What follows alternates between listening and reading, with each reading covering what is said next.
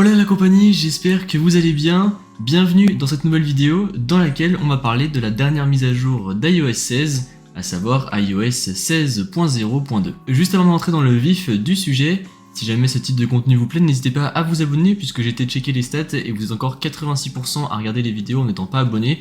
Donc voilà, si jamais ce type de contenu vous plaît, n'hésitez pas à vous abonner pour ne pas manquer les prochaines vidéos et puis moi ça me fait toujours plaisir. Donc iOS 16.0.2, je vous le disais, mise à jour qui est sortie hier soir aux alentours de 22h30.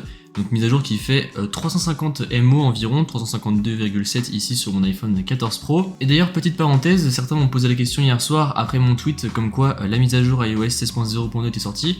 Pourquoi est-ce qu'on n'avait pas eu de version 16.0.1 ?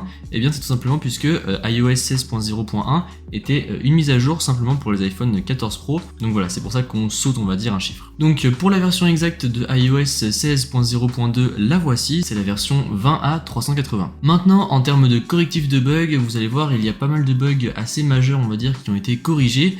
Le premier étant celui où l'appareil photo de l'iPhone 14 Pro pouvait trembler dans certaines applications comme Snapchat, TikTok, WhatsApp et j'en passe. Vous avez peut-être vu des vidéos circuler sur internet et en fait ça faisait comme si on tremblait en fait.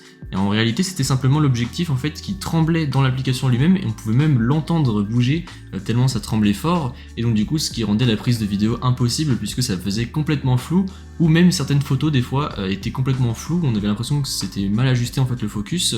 Alors personnellement pour les vidéos j'avais pas essayé sur Snapchat, TikTok etc.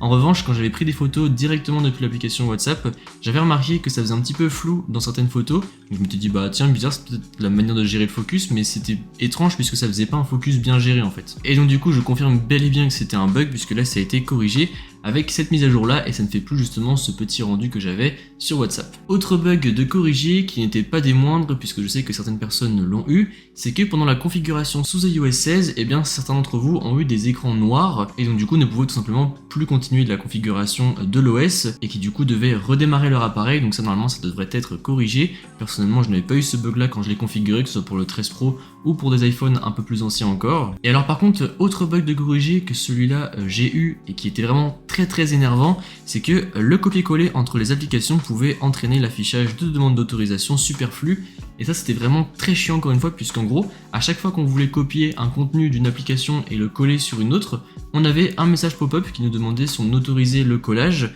Donc au début je me suis dit tranquille, ça se fait une, deux fois parce que c'est les premières fois. Et sauf qu'en fait après c'était tout le temps et systématique, donc ça je dois vous avouer que c'était un petit peu chiant à la longue. Autre chose de corriger, donc vous avez été très nombreux à me faire part sous mes diverses vidéos sous iOS 16.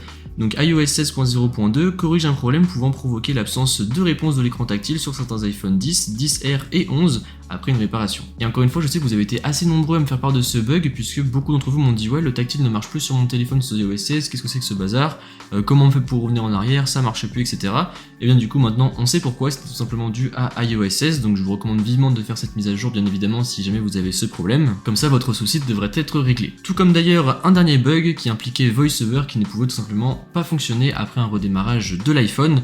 Donc voilà, normalement tous ces bugs là devraient être corrigés. Et bien évidemment, comme je vous le disais à l'instant encore une fois, je vous recommande vivement de faire cette mise à jour puisqu'elle corrige quand même beaucoup de bugs majeurs sur iOS 16. Et elle impacte surtout beaucoup d'appareils puisque entre les appareils qui ont eu des réparations, ceux qui ont eu les écrans noirs à la configuration d'iOS 16, plus tous les iPhone 14 Pro, ça fait quand même un bon paquet d'appareils, donc encore une fois je vous recommande vivement de faire cette mise à jour. Après pour tout ce qui est de la batterie, des performances etc, il n'y a pas de changement drastique par rapport à iOS 16.1 ou même par rapport à iOS 16, c'est toujours pareil. Et après pour la prochaine mise à jour que l'on devrait avoir sur nos iPhones, ça devrait être logiquement iOS 16.1 puisque l'OS est déjà en bêta 2, donc je pense qu'il y en aura encore 2 ou 3 peut-être, et du coup après ça devrait être la prochaine mise à jour majeure pour votre iPhone, mais encore une fois bien évidemment je vous tiendrai au courant sur la chaîne. Sur ce j'espère que cette vidéo vous a plu, si c'est le cas comme d'habitude n'hésitez pas à mettre un pouce bleu, à vous abonner, et puis moi je vous dis à bientôt dans une prochaine vidéo. Allez salut.